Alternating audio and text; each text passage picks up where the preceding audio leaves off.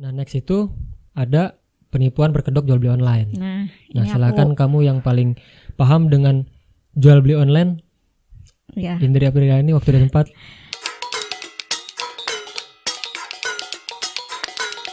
Oke, jadi pada video kali ini kita akan membahas tentang Kejahatan sosial media. kejahatan sosial media. Kamu kira-kira pernah nggak ngalamin kejahatan media sosial, apapun contohnya, dari pencurian data atau apapun itu, atau Pernah. di Instagram atau apa aja? Ya, jual beli online lah. Aku pernah. Ya kayak gitu. Ya itu doang sih. Kalau misalkan dari pencurian data sih, Belum. alhamdulillah belum. Tapi Jangan sampai lah. jangan sampai. Cuman kan kalau pencurian data tuh kayaknya lebih ke orang-orang yang terkenal atau kayak brand-brand terkenal yang gitu-gitu kan rata-rata. Nah kan kita udah searching kan. Nah, ini kita udah Apa searching aja juga, gitu, udah kita kumpulin juga data-datanya ya. Kayak contohnya kejahatan media sosial tuh apa aja. Contohnya itu kayak pencurian data. Pencurian data. Di sini disebutkan pencurian data merupakan tindakan ilegal dengan mencuri data dari sistem komputer untuk kepentingan pribadi atau dikomersilkan dengan tujuan dengan menjual data curian kepada pihak lain. Ya. Nah, pencurian data ini contoh kasusnya pokoknya di beberapa bulan ke belakang itu Tokopedia. Tokopedia jadi kasusnya itu, kamu tahu nggak beritanya? Nggak tahu. Nah, jadi di situ beritanya si orang tersebut meretas ratusan juta akun Tokopedia. Jadi misalkan kita berdagang di Tokopedia, kita memposting sesuatu, itu akun kita diretas. Kayak email, nama, nomor rekening, data-data di Tokopedia itu semuanya keambil, keretas juga gitu. Itu baru-baru Berapa bulan? Tahun ini. Aku lupa. Kok aku nggak tahu ya? Aku bukan lupa. Maksudnya aku waktu itu pada saat itu emang nggak tahu beritanya, tapi teman aku itu pada bilang bahwasannya Tokopedia itu sedang mengalami masalah peretasan akun. Dan itu aku kurang lebih ada 600 juta kalau nggak salah ya, 600 juta akun yang berhasil diretas sama si istilahnya penjahat ini gitu. Artinya kan ada berapa miliar mungkin uang yang teretas, bisa jadi ya? Ya. Bisa Yalah. jadi. Karena tujuan si penjahat itu kalau nggak ngambil uang apalagi. Iya juga sih. Nah itu emang udah. Tapi aku nggak tahu sekarang masalahnya gimana, apakah udah kelar atau emang belum? Aku nggak tahu. Kau nggak tahu ya? Soalnya pasti berita ini ada tuh di akun Lambe. Karena aku sering mantengin tuh. Nah, terima kasih juga terhadap Good Day. Bohong. Terhadap Good Day yang berada di sini. Bukan mensponsori, tapi berada di sini. Ini kan di Makasih sini. juga buat Teh Kota. Oh iya. Bikin manis. Bikin manis juga. Nah, selain pencurian data, next ada apa lagi? Ada pembajakan akun media sosial. Nah itu pembajakan akun media sosial itu merupakan kejahatan cyber sangat sering terjadi ya di dunia ini gitu.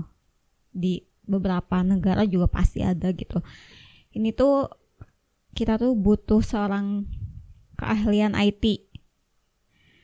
Kan itu kan dari judulnya juga pembajakan akun media sosial.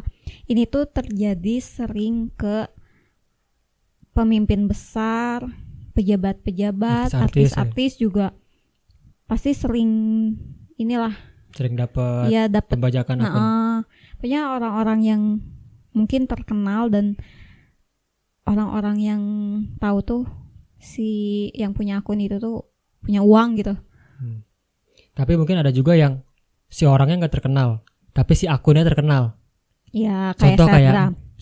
Enggak lah, selebgram orangnya terkenal dong. Siapa? Orang yang nggak terkenal tapi akunnya terkenal. Contohnya ya kayak brand, kayak Instagram yang dipakai untuk berdagang, tapi lebih dikenal dengan nama tokonya gitu, Oh, bukan si orangnya, bukan ownernya bukan gitu. ownernya. Itu kan ada juga tuh, banyak juga Bisa sih. yang kayak gitu-gitu. Nah, kamu dalam pembajakan akun media sosial ini pernah mengalami atau bukan masuknya bukan kategori ini? Kalau aku pernah sih Apa?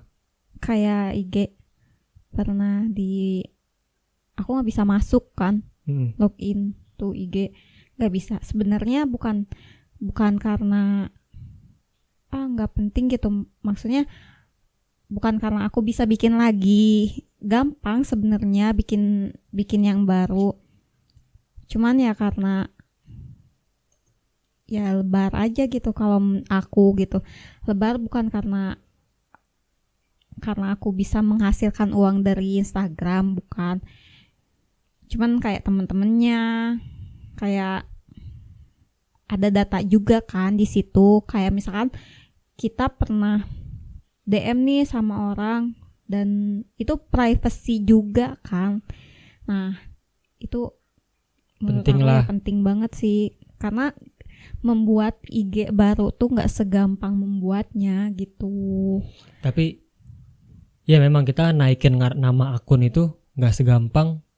Ya, ke satu kan emang banyak teman-teman kita yang tahu itu akun asli kita gitu, dan banyak teman-teman juga yang follow gitu. Terus kan banyak juga yang misalkan arsipan yang tahun lalu masih disimpan di IG itu. Kalau kita bikin lagi kan kita nggak bisa ini. Mungkin buat teman-teman sebenarnya gini, kita nggak bisa berpikir bahwasanya akun kita nggak bakal diretas kok, atau wah selalu aja lah verifikasi juga akun gua nggak bakal diambil. Tapi sebenarnya verifikasi itu penting loh.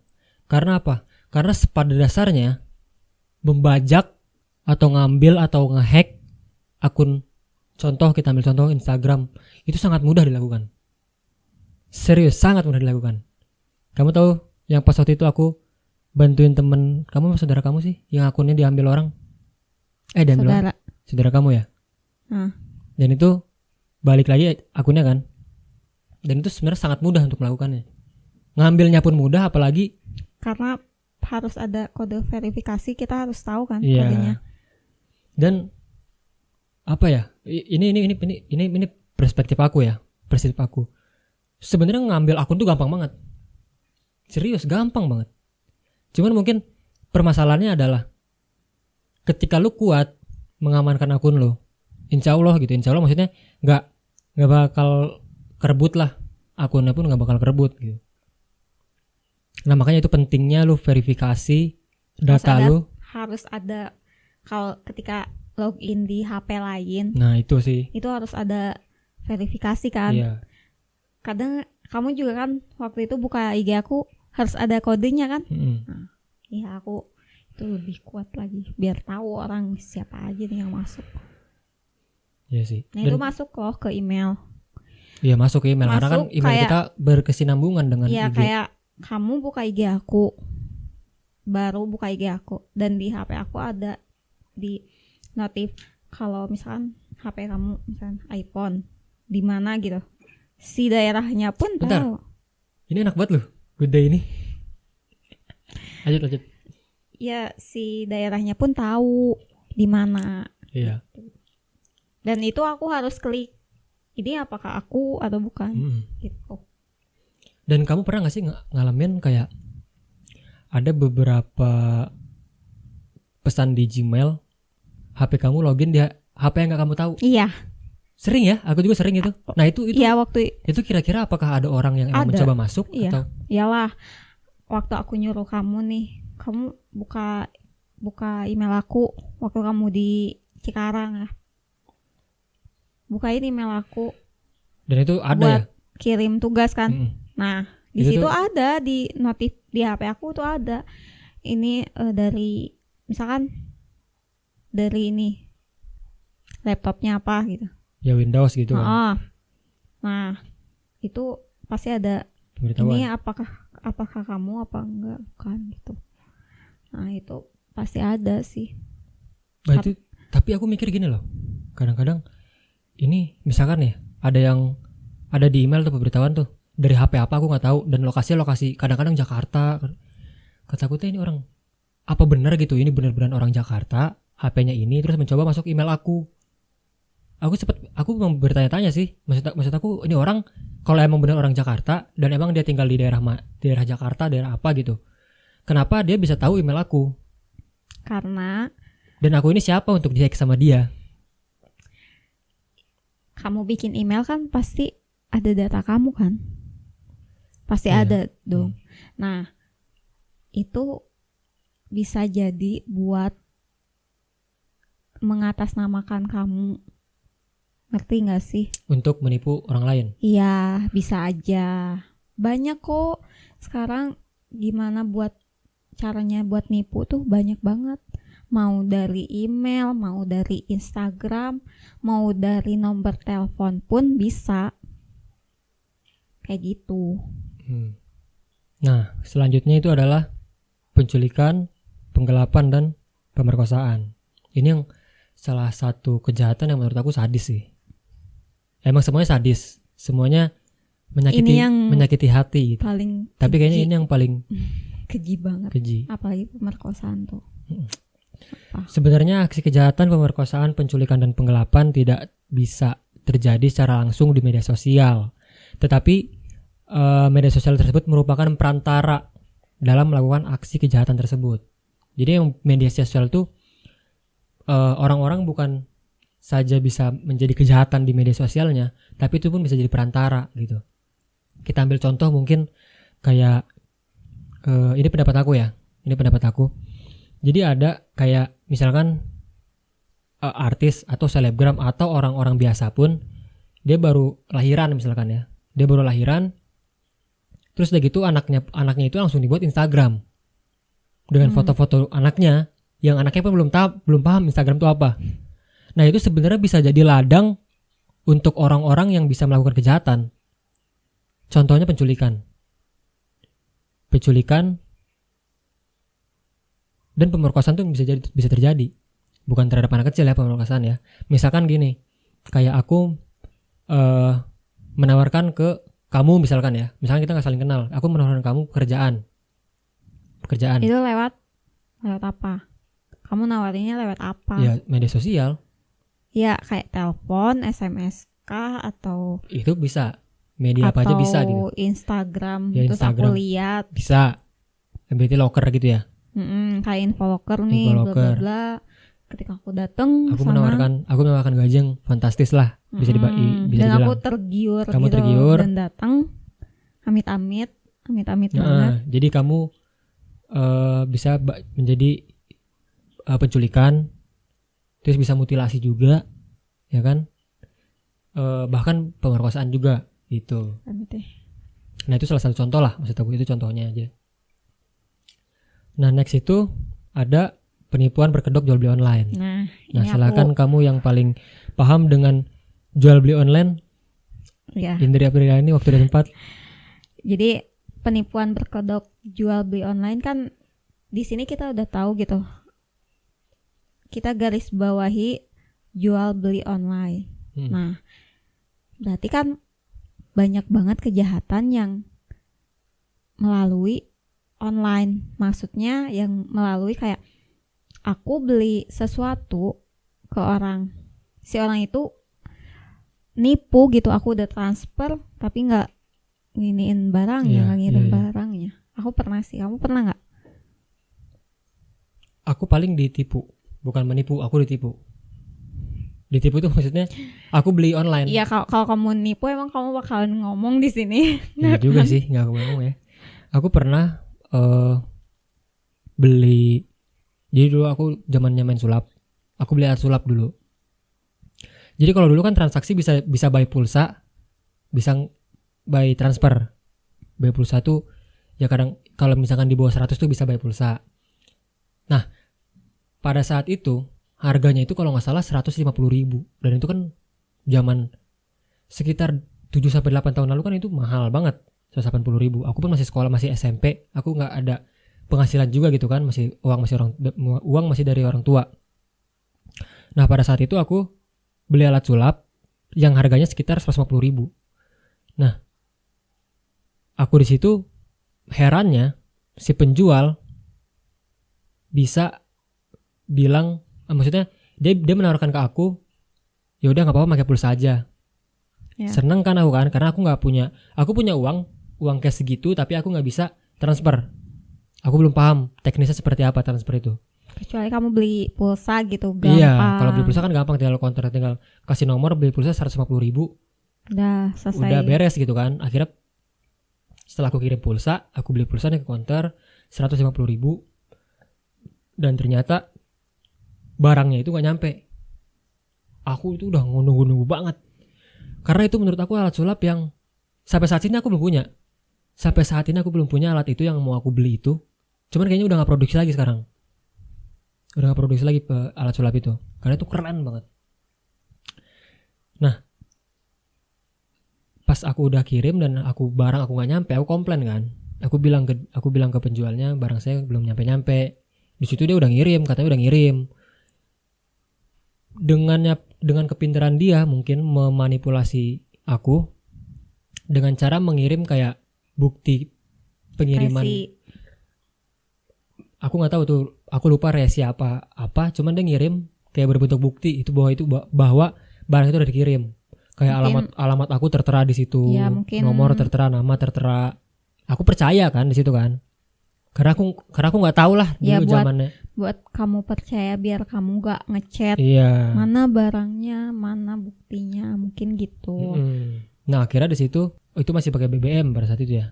Nah BBM aku udah kayak di delete kontak gitu, dan nggak ada lagi aja gitu. Nah. Dari kamu? Kalau aku sih baru-baru ini, maksudnya 2 bulan yang lalu lah. 2 bulan yang lalu, nggak tahu 1 bulan yang lalu, pokoknya puasa aja. Jadi aku niat buat pengen ngasih hampers ke ibu kamu kan. Hampers tuh kayak parcel kecil, maksudnya bukan parcel kecil ya, bisa berbentuk kayak isinya kue atau souvenir apa. Nah di situ aku pengen ngasih kan, aku nyari aja di Instagram hampers gitulah. Nah di situ aku lihat ada, aku masih ingat tapi aku nggak tahu nama IG-nya kelanjutannya apa, tapi di situ ada Nadia, namanya Nadia apa. Pas aku lihat, klik, ada kan hampers gitu. Nah udah gitu aku chat nih si orangnya, Kak mau hampers dong, aku bilang gitu. Boleh Kak, mau yang mana? Dia kasih katalognya berbentuk PDF kan ke aku. Aku buka aja, aku lihat si harga-harganya sama modelnya gimana. Nah aku pilih yang emang lebih, yang paling mahal tuh yang lebih banyak kan. Bagus juga mungkin. Bagus, isinya juga banyak gitu. Nah udah gitu, Kak aku pengen yang ini, aku bilang gitu kan. Terus si penipu itu, ya boleh Kak, silakan format order kan ya. Udah aku format order, udah ini ya apanya, udah isi semuanya. Terus dia ngasih apa, nomor rekening. Dia ngasih nomor rekening. Di situ aku agak aneh gitu. Di situ anehnya, waktu dia ngirim katalognya, namanya tuh bukan nama IG dia, tapi parselinaja.id itu. Aku masih ingat. Padahal kamu dapat kontak parselnya dari IG dari si IG Nadia itu.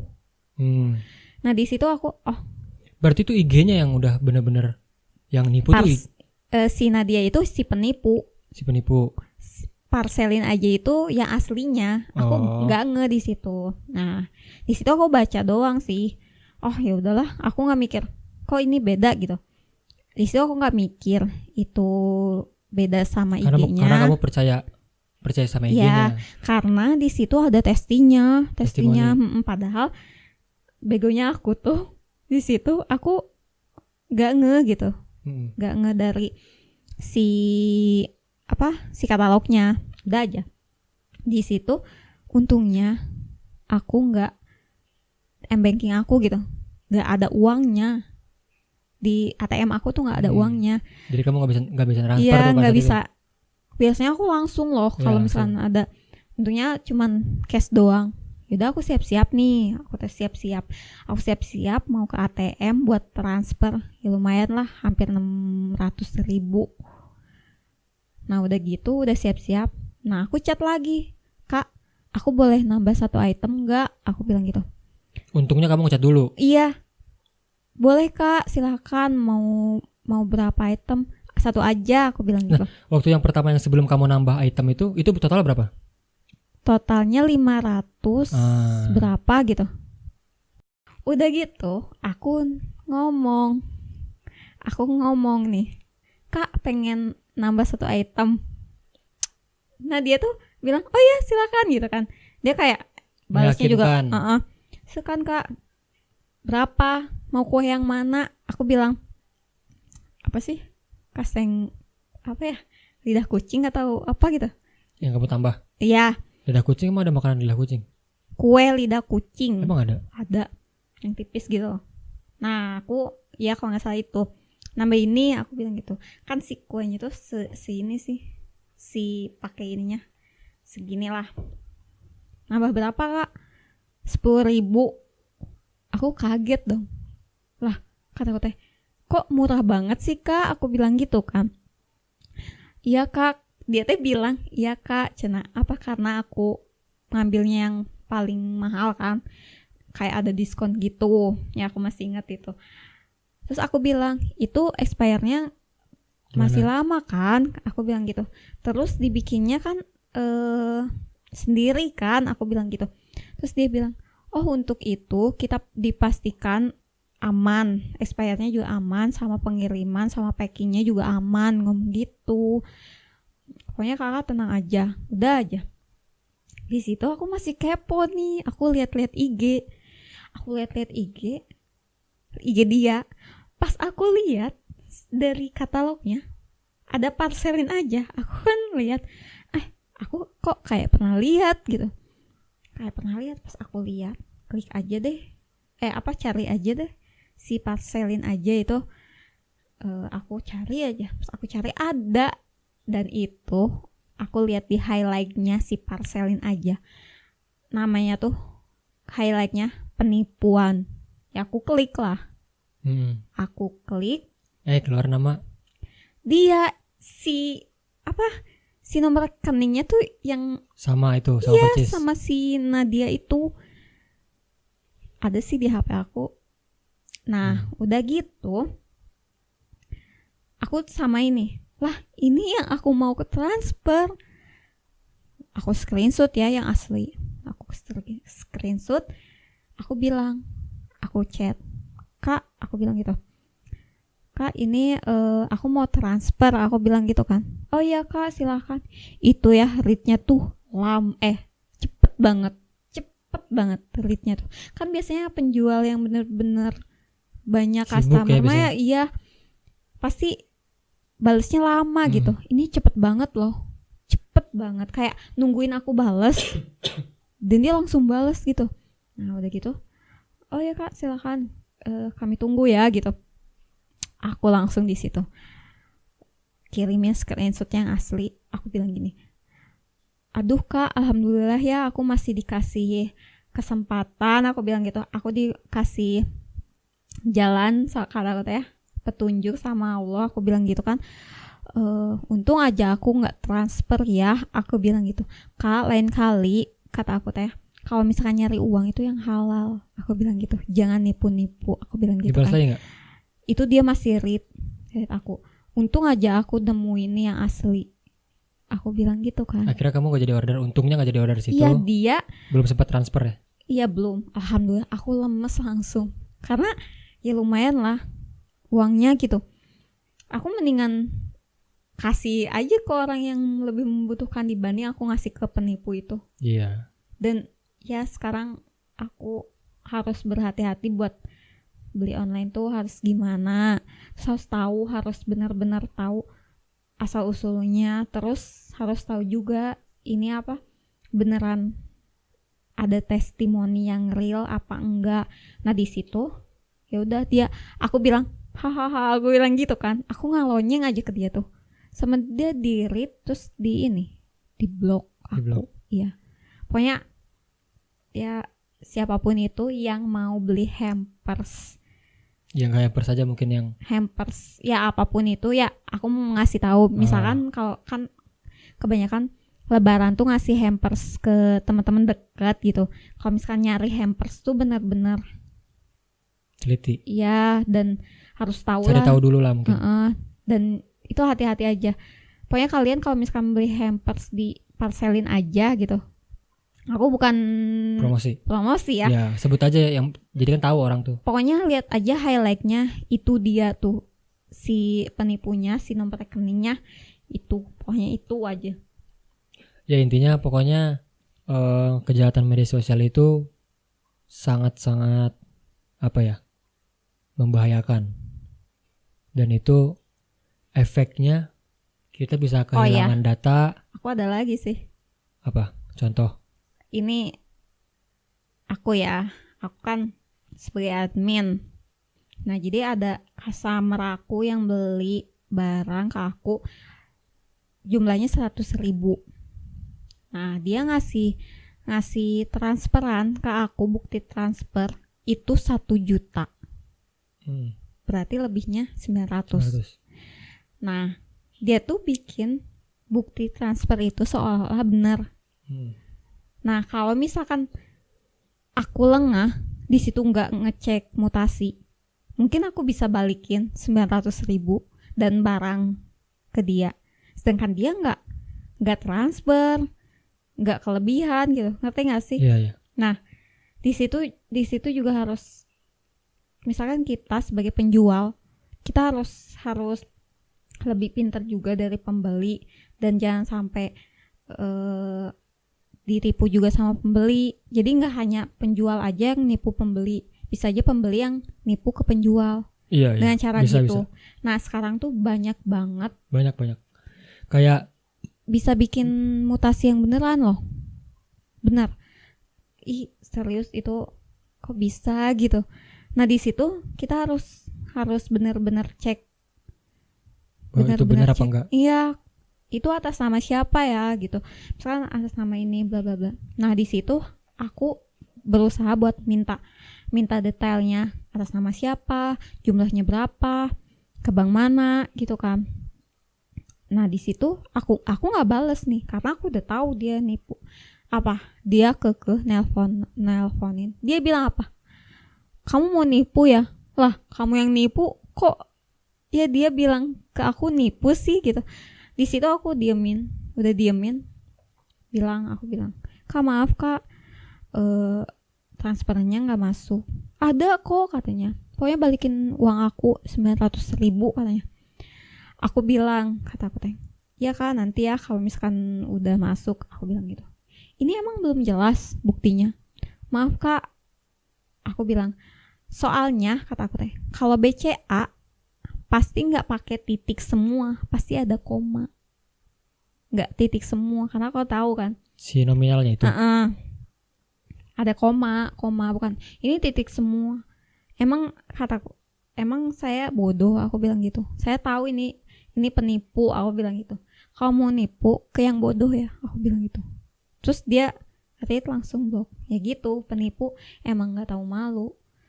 Ngerit tiba-tiba doang. blok aja. Blok iya.